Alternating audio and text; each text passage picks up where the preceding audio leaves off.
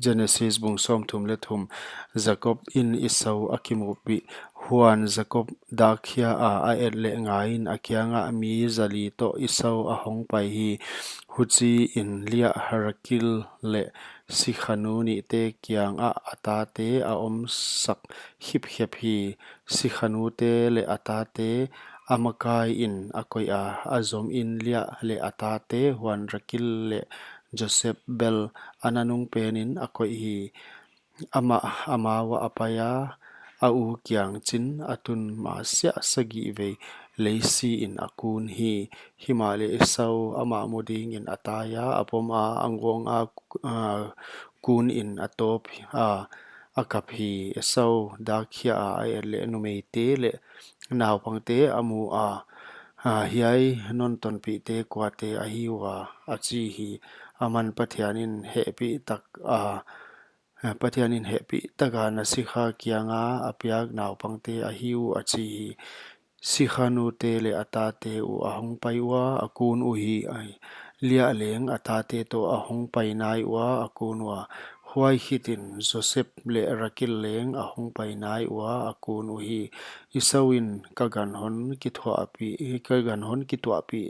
tengpi bang na chi na ahia achi a hi aman katopa namit muwa de sakna katan the na ding in kachi a hi achi hi Esauin ken leng hau ve nge boyo nanei ting na nga hi hen achi hi Jacobin hilowe namit muwa de sakna katan the le hebin ka hon thilpiak te hon san sakin pathian melmu bangin na mel kamua katung a la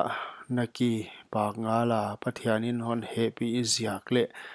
akiching kane izyakin ka hon thilpiak te sangin achi hi huchi in akunte te aman asang ta hi Esauin kisa in paini nama a kapai ding achi hi amana kyanga naw pangte aneu lai dan ule belam hon ka kyanga omte ano a hi danu katopan na thei hi ni khat lel leng hat lua a hol ule gan hon